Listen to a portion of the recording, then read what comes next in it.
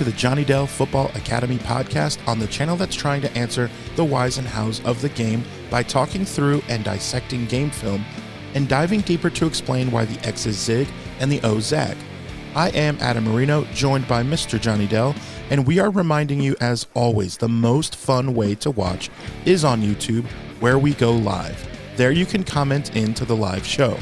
Be sure to hit the notification bell and turn on your notifications so you can be a part of the conversation. We also stream live on Facebook and X.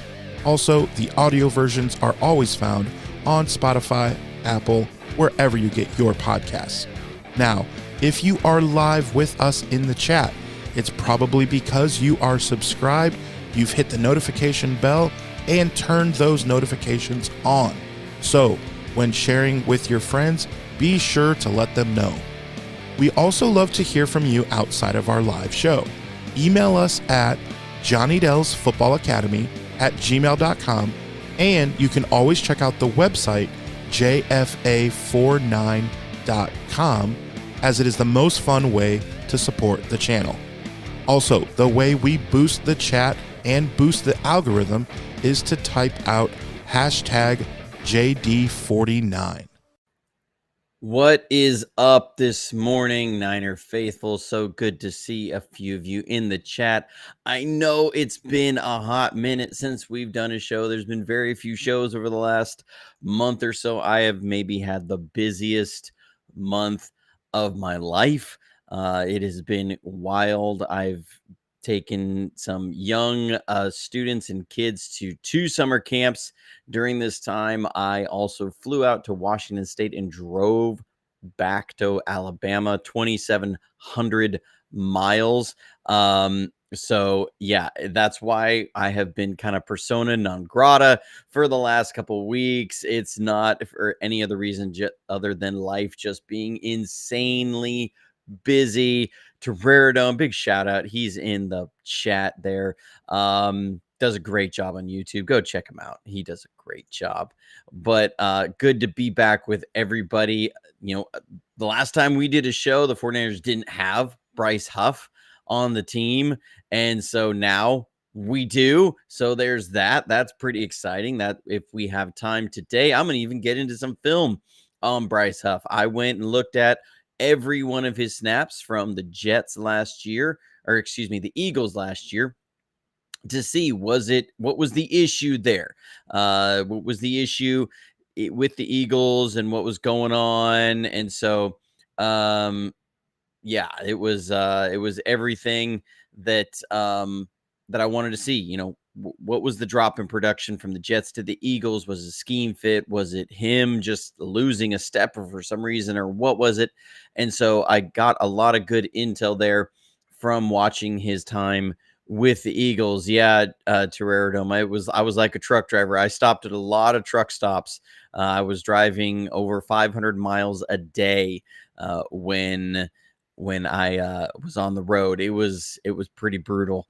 But you know, we're going to see kind of just looking at as OTAs has wrapped up, and now we're in that lull between OTAs and training camp starting here in just a little over a month. We're going to take a look at the roster and say, you know, who looking at this season will be a breakout star. There's always somebody who kind of rises to the top. Ed, I'm not that big on Jalen Ramsey.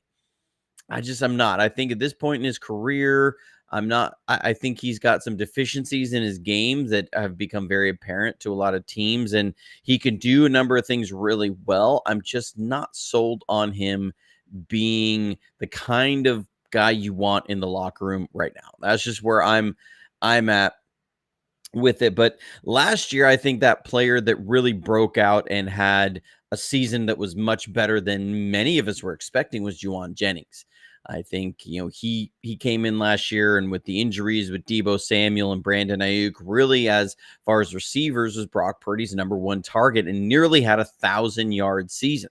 He had a great year last year. So who is going to be that guy this year? Maybe it's on the offensive side, maybe it's on the defensive side.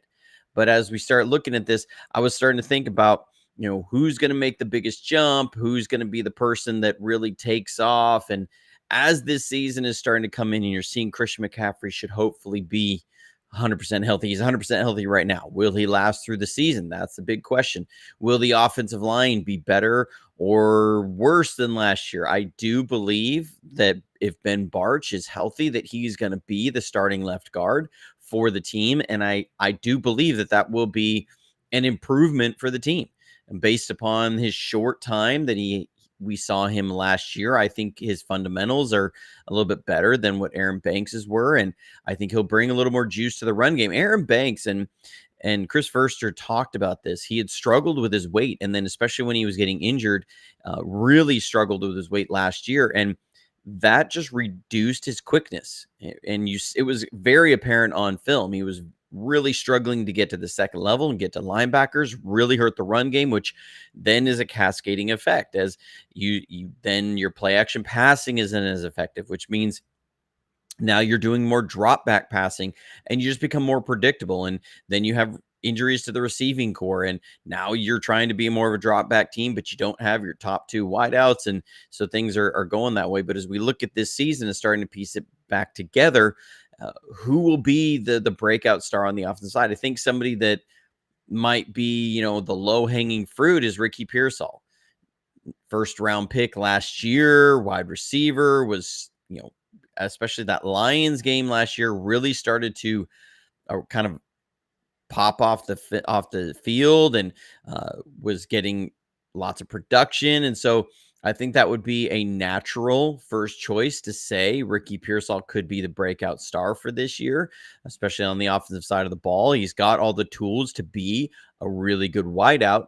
And with the departure of Deebo Samuel, you're looking for somebody to step into a role for more touches and more catches. And logically, it just makes sense that Ricky Pearsall, especially with Brandon Ayuk probably not being back at minimum till mid-season, and then really probably not going to be 100% until the playoffs is what I think is where it's kind of shaking out. And we talked to Coach Desi about it last year after Brandon Ayuk's injury, and she had said, normally this is between an 11 to 13 month recovery time with the kind of injury he had, and to really be 100%, it's usually 13 plus months. So that would put him late November ish, starting to be close to 100%, really more likely into December.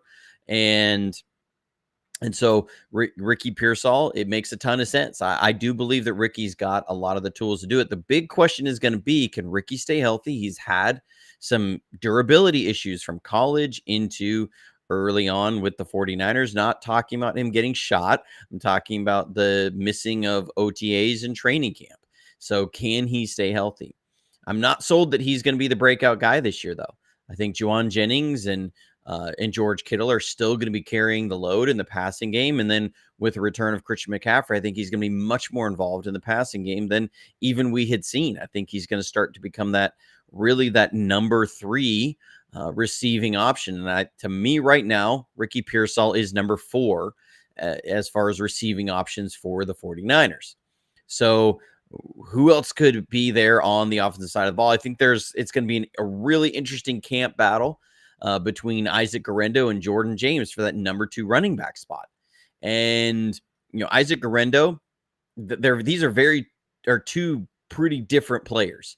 They're size and height and weight, they are very, very similar. But as far as speed and what they do and their maturity and development, these are very different players. Isaac Guerendo is the home run hitter. He's a guy that if he gets out in open space, he's gone. He's somebody that you're going to look to maybe hit those deep shots down the sideline that we throw from the running backs, those rail routes out there that we saw Brock Purdy hit Isaac Guerendo on one of those against the Lions last year. But Isaac Guerendo, there's a lot to work on in the run game. Is very raw as far as running this wide zone that the 49ers run, working on his ability to read the cuts at the right time, make the right cuts, really lacking last year. And that's a big part of, can you get on the field? The other part is his pass protection. If you're on, say, a scat release or a scan and release where you're going to have to scan and make sure you pick up the extra rusher and then release. Struggled with those things last year and sometimes left Brock Purdy out to dry. And if you've just paid Brock Purdy over $250 million, you want a running back in there that if they have to pick up that free rusher, they're going to be able to do it. So to get on the field, you have to prove that you can be trusted to protect your quarterback from the knockout hit. So I'm not sold on Isaac Guerendo being that. Now that's where Jordan James comes in. Is that Jordan James? When I watched his college tape, really liked his pass protection, really liked his ability to block. He's a very refined route runner and understands space, understands zones, understands where to sit down, how to sit down, spacing, those sorts of things. But he's not the home run hitter. He's a very physical runner. Isaac Guerendo is a very upright runner. Okay, so he kind of like Raheem Mostert. He's going to be an upright runner where he's going to keep on the move, and when he hits that hole, if it's there and it's open field, he's going to go, but doesn't always play behind his pads as much as his weight would suggest. He goes down easier than you would think. Jordan James is a very, very physical runner. He is somebody that always tends to get more yards than it seems is blocked for. So again, when I watched his tape, there was just moments where it was like, I remember one play, he ran it off the left side. Contact was made at Oregon's own 47 was when he first had contact with a defender. And it was a big scrum pile, and he drugged the pile to the opponent's 44. So it was 9 yards after contact in a scrum. And it wasn't like his offensive linemen were in there and pushing. No, he was dragging 2 and 3 guys, moving the pile, runs behind his pads.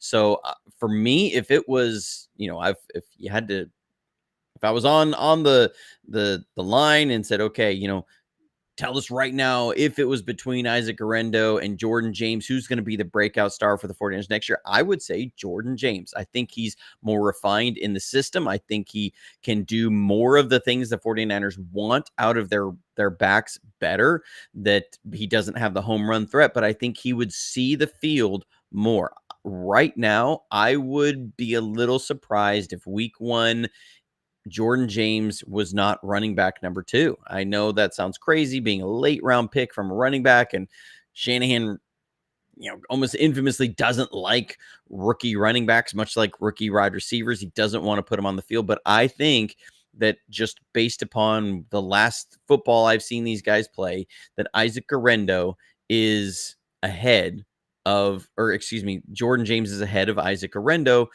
as far as the football acumen. So those are the options, but I think the number one guy who is really primed for a breakout season and be a breakout star, and I think as 49ers fans, this may sound weird, but I just meaning like as far as really getting the national recognition and becoming a face of the league like you see, and I think it's Brock Purdy. I think Brock Purdy is primed to really break out this year and be put into that upper echelon of quarterbacks without doubt. I think many 49ers fans would say he's a top 10 quarterback. He's really up there as far as, the other guys around the league, but he doesn't get the national recognition because everybody's always said he's got all these weapons. Well, last year he was missing a lot of his weapons and still put up a very good season.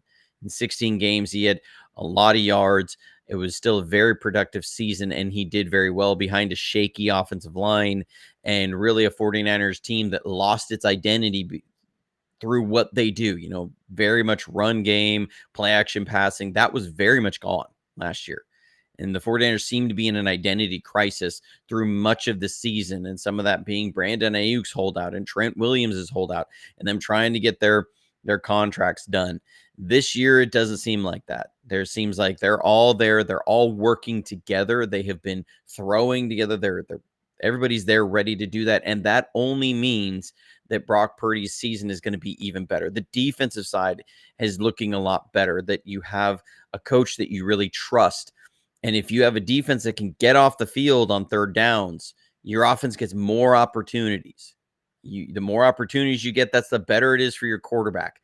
So I think Brock Purdy is really primed to have a phenomenal season, to be a breakout star this year and really be somebody that the 49ers haven't really had in the last 26 years, 27 years, which is a quarterback that people say definitively is a top 5 quarterback in this league, that is one of the faces of the NFL, and is somebody that every team wishes they had on their team. And that's Brock Purdy. I think he's going to have a great season. He's got the weapons around him. The 49ers are coming back with an identity. Shanahan is coming back rejuvenated. He's going to be, bringing a lot more out of the bag this year. And I think he's understood that he has to have a plan around if Christian McCaffrey's not able to be there all season. Last year, that seemed to be that you didn't have Deebo Samuel, didn't have Christian McCaffrey, and the 49ers, their offense was just so non-cohesive in so many ways. I think Shanahan's going to be rejuvenated from that. He's going to have the extra time to have reflected on the season and then gotten back to work and really gotten into the whiteboard and bringing some new stuff and some little tweaks and wrinkles in. And again, that's going to be much more for the benefit of Brock Purdy. And I think Brock Purdy is going to have a great season. We're going to see that, yards per attempt, probably north of 10 yards per attempt, going to be looking at plus 30 touchdown passes. I think this is going to be a really great season for him. So if it was me, I would say offensive side of the ball, Brock Purdy. He's going to be your breakout star. On the defensive side, there's a lot of new faces on the defense, and there's a lot of guys that I think really have the potential to be breakout stars on the defensive side. We got the promising sophomore season guys in the back end, Renardo Green and Malik Mustafa. Malik Mustafa has all the traits and all the physical tools to be just a dynamic safety in this league. I mean, many people have compared him to different safeties over the years. I think with his combination of size and speed and range, he really can be. The question is, how will this knee recovery go? He didn't have ACL reconstruction. There's been some confusion on that it was an ACL injury. It was a partial ACL tear. It wasn't a full tear. It wasn't ACL reconstruction. I'm not sure exactly what was going into it, but it wasn't the normal, 9 to 12 month recovery. As far as I understand, this is a 3 to 6 month recovery on his ACL. He's probably not going to be ready by the start of training camp, but they expect him to be ready by the start of the season, hopefully. And so if he's ready week 1, I think we're going to see a dynamic player coming in. The player that I think, again, second makes sense in there is Renardo Green, but I'm not sold that Renardo Green is going to have that breakout year, simply because sophomore seasons for corners tend to be rough. It tends to be, okay, is this guy in a sophomore slump? Not necessarily because a player falls off or they don't have what it takes. It's that teams are able to go back, watch a year's tape on this player, and start exploiting the things that they've struggled with. So sophomore year is very much then a learning curve moment. We've seen a lot of different players over the years, especially with the 49ers, that second year starting tends to be a season they struggle a little bit more. We saw it with Akella Witherspoon. We saw it with Ambry Thomas, who had a really strong rookie year, and then sophomore season came in and just was not looking nearly as solid and was struggling in a lot of areas and still has not been able to really make it back to that kind of level. We've seen it just with several players over the years, and you've seen it around the league where guys will have a really strong rookie year, and then that sophomore year is just not quite as impressive. So that's why I'm not sold on Renardo Green being a breakout star this year. A couple rookies are coming in with big expectations. I think obviously, when you are the 11th overall pick in the draft, Michael Williams, that there's a lot of expectations that come with that and being a breakout star. I think he's going to have a lot on his plate to learn this year, as far as he's going to be playing, I think, at least 2 spots. And really the Bryce Huff acquisition makes that even more certain that you have Michael Williams is going to be the Eric Armstead of this defense for Robert Saleh. And I know they've talked about it. They don't like comparing, different guys who played in the system before and saying, well, we don't want to pigeonhole a guy into this role, or that they're only going to be that. I think that Michael Williams is going to play that same sort of role, which is base defensive end, meaning rundowns, first down, second and medium, second and short, third and short, maybe even third and medium, that you're going to see him be that more defensive end, set that edge against the run, which was the best at that in college, in all of college football this last year. And then on passing downs, 3rd and 6 plus, maybe even 3rd and 5, you're going to see Bryce Huff come in, be that speed rusher off the edge, and Michael Williams will move inside to a 3 technique and rush over guards and centers. And I think that is a really good spot for him.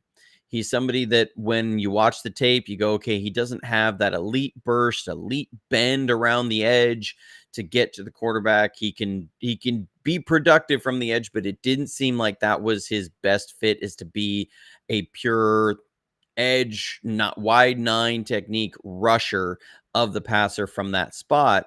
He did a lot of his work at Georgia as a 5 technique, sometimes as a 3 technique, 5 technique being over the tackle, 3 technique being outside shoulder of the guard. So he was doing a lot of his work there and was really productive, getting a lot of pass pressures, and his quickness and size and speed and length really gave guards fits over the middle and even tackles when he could work inside. He does have the athleticism to do the stunts and twists that we used to see with Eric Armstead. I mean, there were times where they would bring D Ford and crash inside on that tackle because he's such a speed rusher that he would use these inside moves. He'd set him up on the outside, set him up on the outside, set him up on the outside, then he'd cut inside.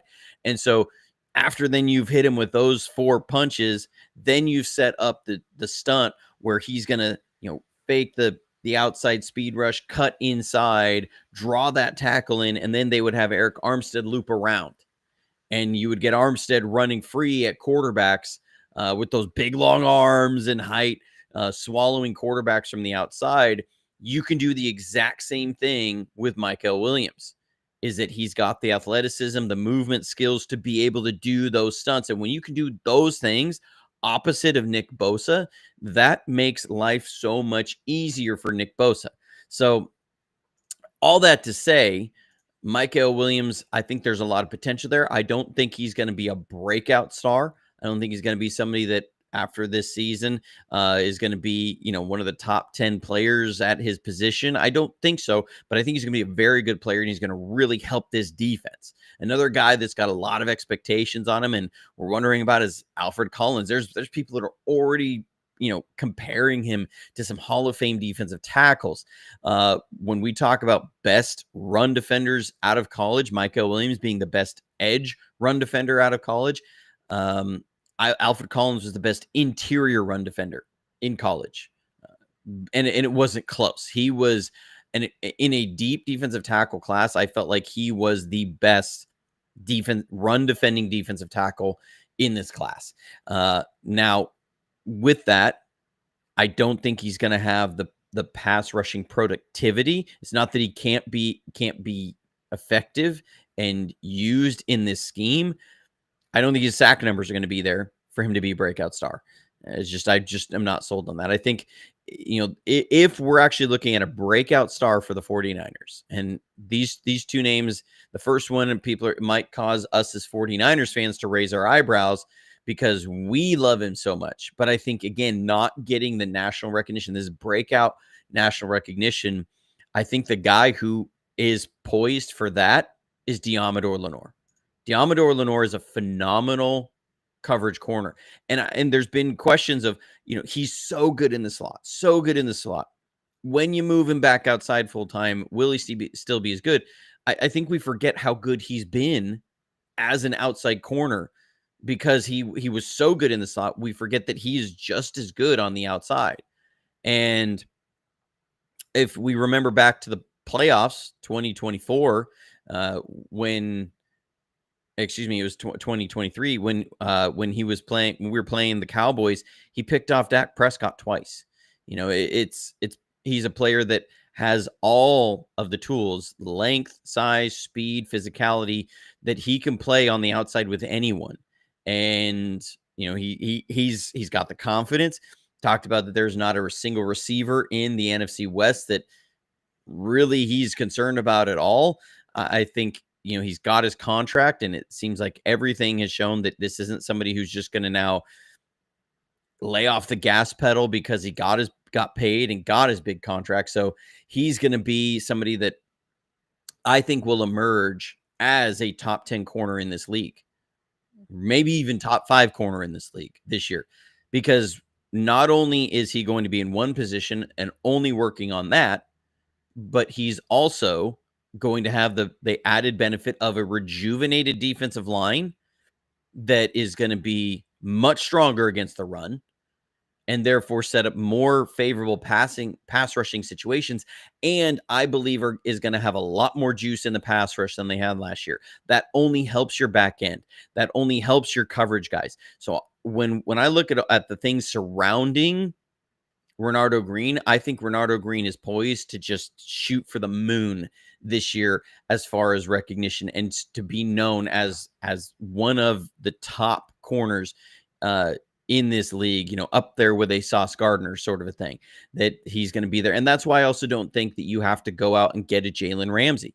You have Renardo Green on the outside. They drafted 2 kids who they really like. They're kind of these safety slot guys that they really want to be the slot players for the 49ers. And Jalen Ramsey I don't know if he's at this point wants to be a slot full time and get in there in the run game and do the dirty work, because that's what he would be asked to do. And I think if you put Renardo Green out there, he's going to be a phenomenal player.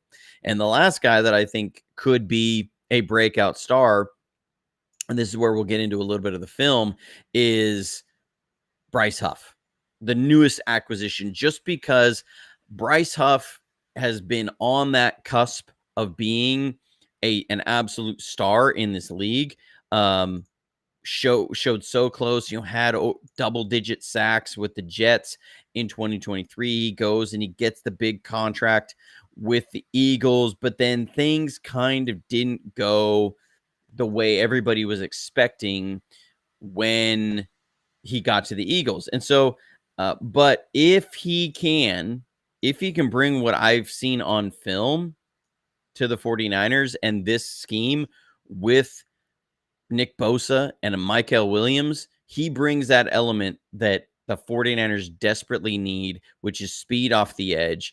And this defensive line starts to look like the 2019 defensive line the 49ers had, which was, when you look back through that first half of the season when Dee Ford was healthy and what the 49ers had with that defensive line with Nick Bosa, and who was a rookie, and Dee Ford and Eric Armstead and DeForest Buckner, they were absolutely mauling teams, mauling quarterbacks.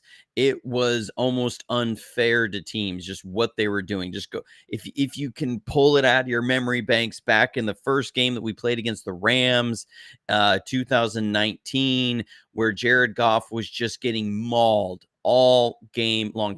Our offensive production was not great. I think Jimmy G had 3 turnovers in the game. We still won.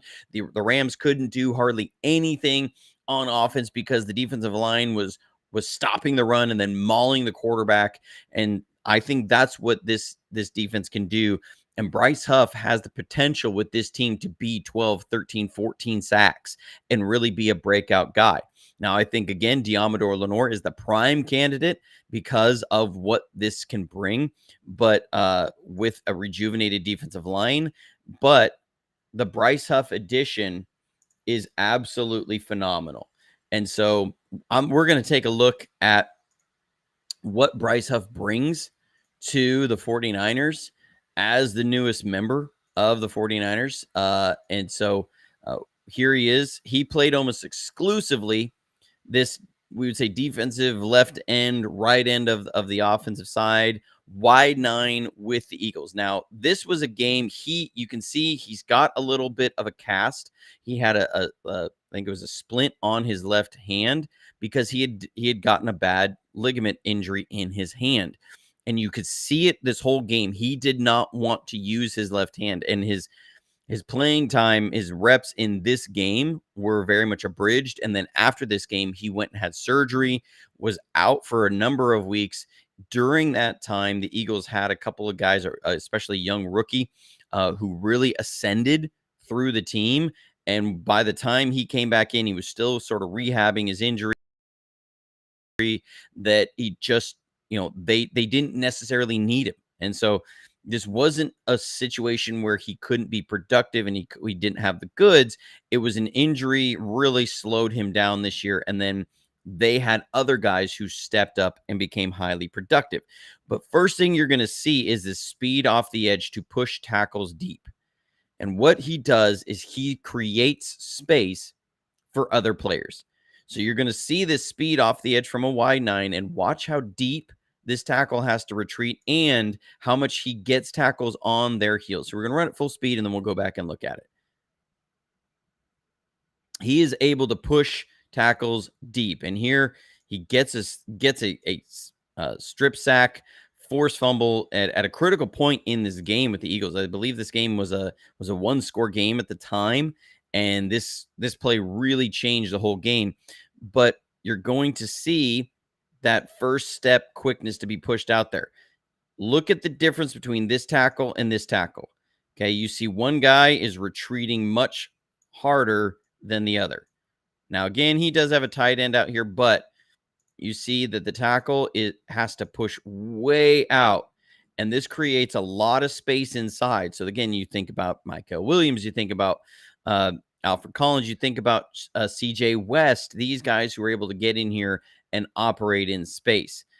And his ability then to use that speed to push tackles vertical and then cut inside, just like I was talking about. This was later in the game. He had hit him with speed, and then here's the counter to that. You get him working vertical, and then you're able to cut inside. Now, you will see he uses his inside arm to swipe the tackle, and you can watch him. He's avoiding using that left hand. I mean, he's keeping that thing out there free, and that was a big reason why he ended up having to go in for surgery, and they just couldn't use him as much because he was just so hesitant to use that hand. But he brings that sort of speed rush element.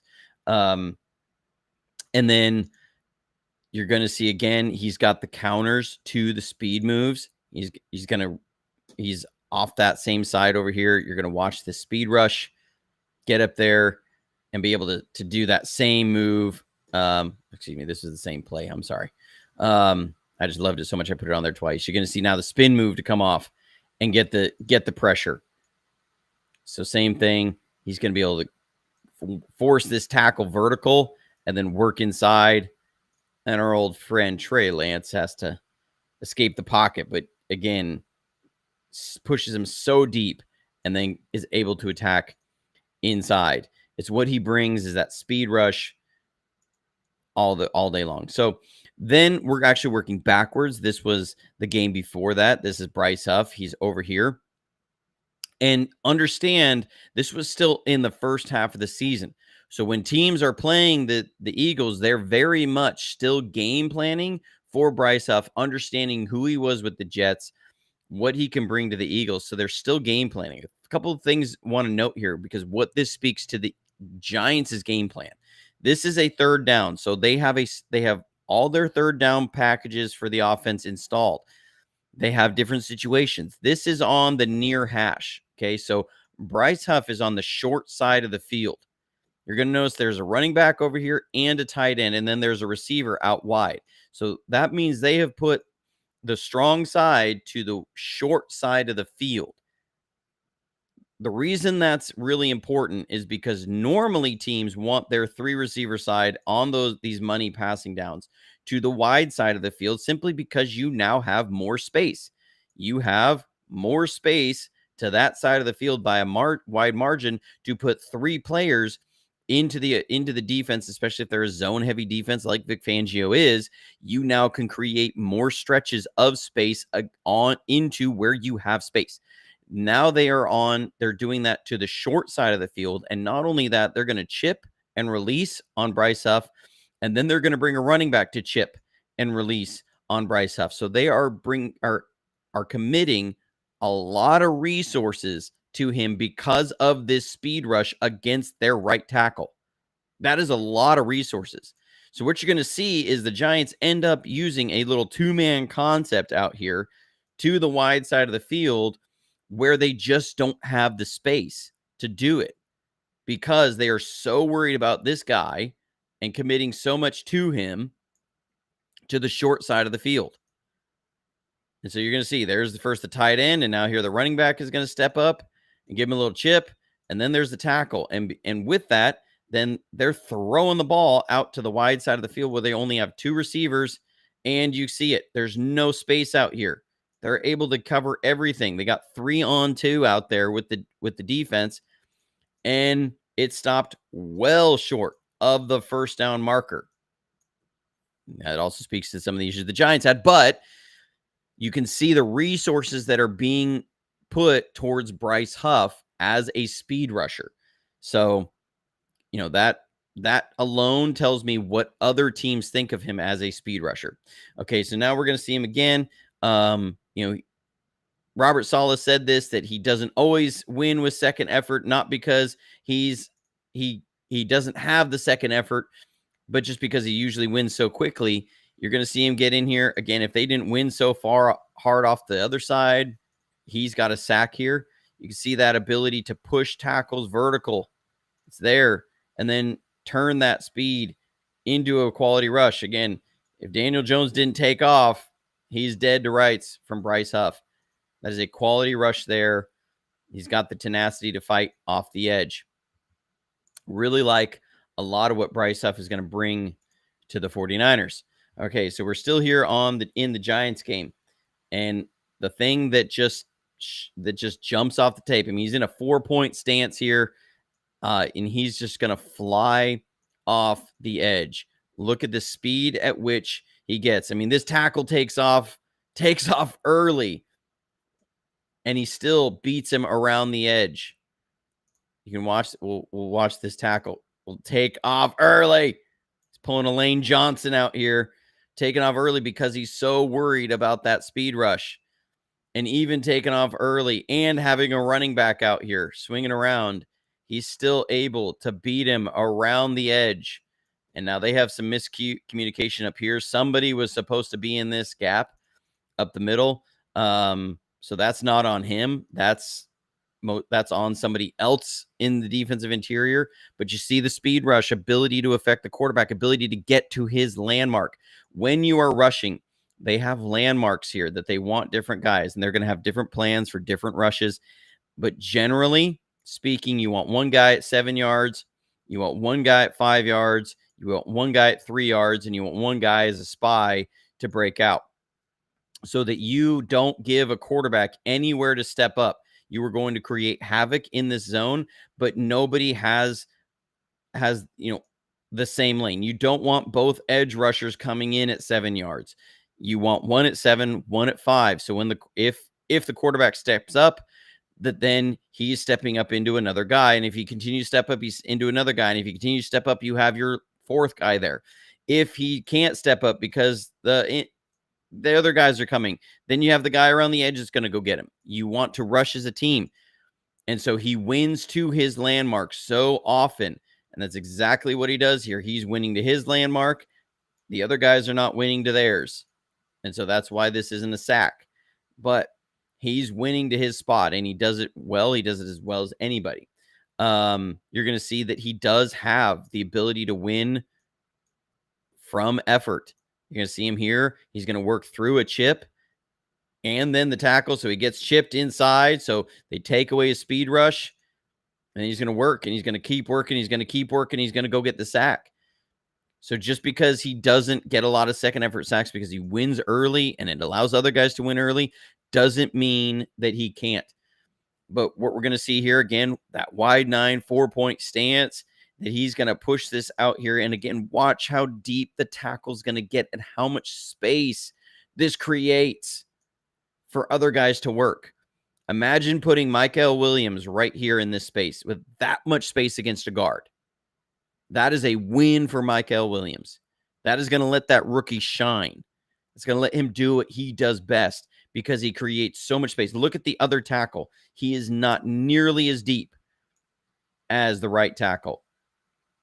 because Bryce Huff, that speed off the edge makes everybody's life better. It's things that don't always show up on the stat sheet, but when you can drive your tackle deep and create so much space, my goodness, you're going to see this defensive line eat. And you see here, they were able to get in there, force a short throw for an immediate tackle. It makes the life on the back end so much easier. Again, speed off the edge.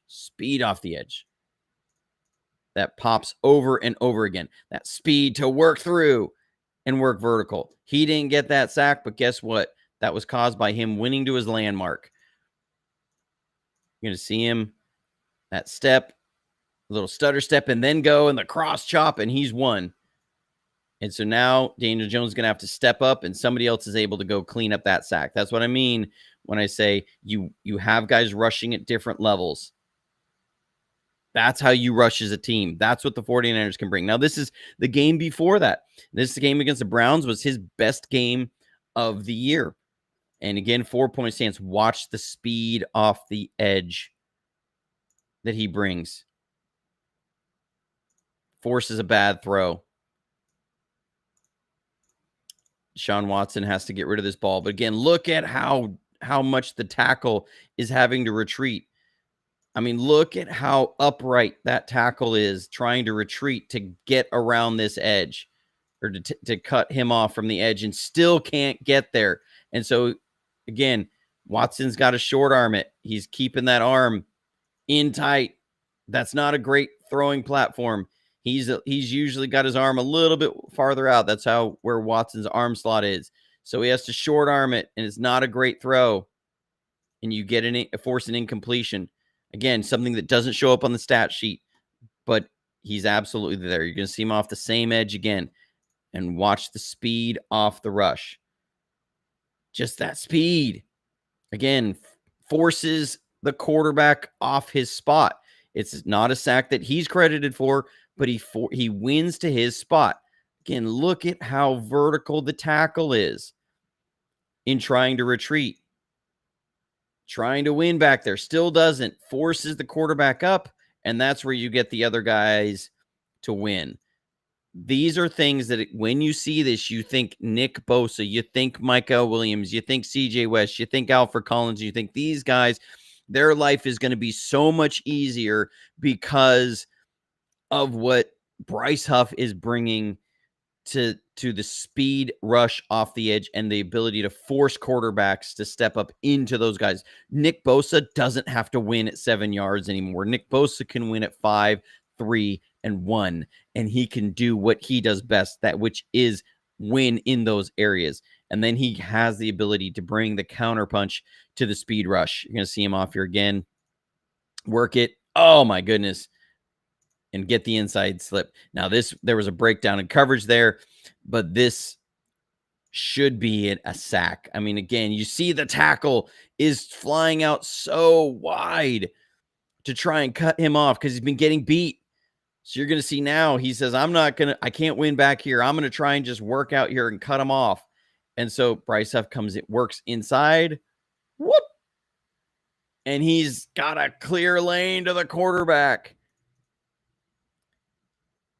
And so you see what Bryce Huff brings: speed, and more speed as a pass rusher that is able to bring that. So I think the addition of Bryce Huff, he has a potential to be breakout, but I really think that it's going to be Diamador Lenore on the defensive side is our breakout star, and then Brock Purdy on the offensive side. I think both of these guys are set up not because I think they have so much farther to go. They can both be better, but I think as far as the team around them, setting them up for big time success this year, both of those guys are primed for breakout years. Dan Case, he asked, can Saleh win comeback coach of the year? I think so. I think he's going to be somebody that has a phenomenal year, is going to put together a great game plan, and we're going to see a much more cohesive defense than we have seen probably since DeMeco Ryans was here. And so I think he can. The challenge will be, can you keep him here past next season? I think they're going to have that kind of year where he's immediately back on the coaching search and a head coaching candidate. So can you keep him here? I hope they can. I hope that thought of getting a Super Bowl ring, maybe even a second Super Bowl ring, that it could be enough to say, I think we have some unfinished business that we want to do this again. I want at least 2 on there. Personally, I think what really needs to happen, and this is a little bit of a sidebar on that, but I think what really needs to happen is the NFL Hall of Fame needs to add an assistant coach slot. I think that just makes sense because, and I was fortunate enough, it was almost 2 years ago now. Thanks, Lisa, with the super chat coming in. Appreciate you. She says, let's go Niners. I'm excited. It is. We're only like 7 weeks away from some actual football, It's coming. It's almost here. Preseason is on the way. I know preseason, it's the appetizer before the entrees, but it's almost here. But it was almost 2 years ago now. We're going to see if we can get him on the channel again. We had Jesse Sapolu, 49ers legend, offensive lineman, on the show a couple years ago, and I asked him, do you think that the Hall of Fame needs an assistant coach slot? And he said, absolutely. Because I said specifically, I just in what his knowledge was, do you think that Bob McKittrick deserves to be in the Hall of Fame because of what he did and how he changed things around the league and how teams scout and what he was able to do with the 49ers during their 5 Super Bowl wins with the offensive line. And I because I think we're doing a disservice to some amazing coaches out there by saying you only get the long time recognition in this league if you're a head coach.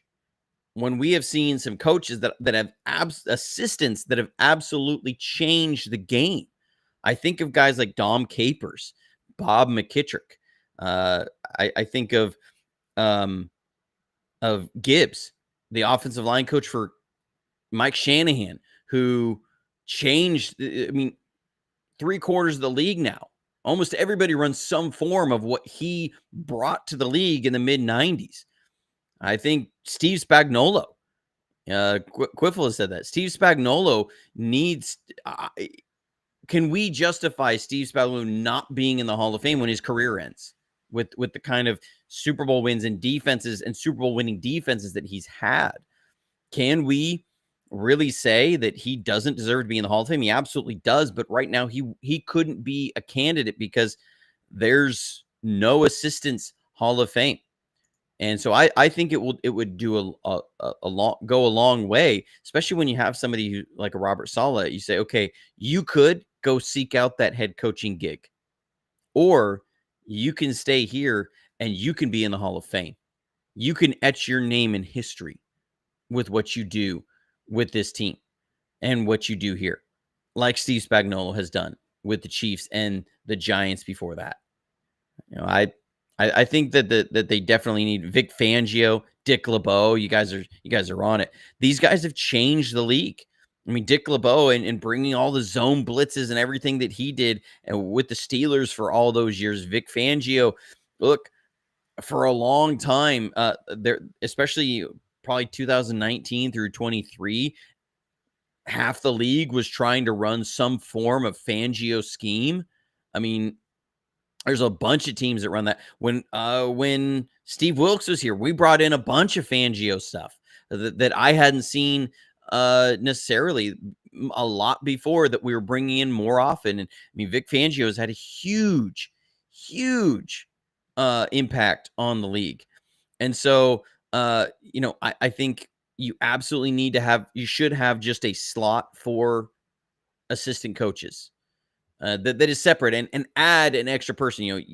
They have a coach that they have different people. I think instead of just saying, okay, 5 people every year are going to go in, you say, no, we're going to up this to 6 because we need to recognize coaching staffs and front offices that have played as much of a role, if not sometimes more than even some of these players in their team's success and what they do. And so absolutely, I think they need to have a slot and start adding these guys that have changed the game and when you look at when sometimes there's an assistant that'll come in and they'll be highly successful with the team, and then everybody starts copying what they do for years, and it wasn't the head coach, it was the defensive coaches that did that. I think there needs to be that, and that's what I would like to see selfishly to help us keep Robert Saleh for another year. But thanks, guys, for tuning in. We had a good show. Man, we went 51 minutes. That's awesome. We're going to be back Friday again with another live show. Hopefully Adam will be able to make it on that one. His internet went down literally at 1 minute before the show. And so he was trying to get back in, couldn't do it. So I flew solo today. Thanks for everybody showing up in the chat, for sticking with me through the show. So good to be back with everybody. We're going to be back to your regularly scheduled programming from now on as we go through the rest of the offseason and into the preseason and beyond. I'm excited for what the 49ers can do. I feel so much more excited right now than I did this time last year. New energy. The vibes are so much better. The vibes from the team, the outlook of the team is so much better. So until next time, stay safe, stay healthy, and go Niners.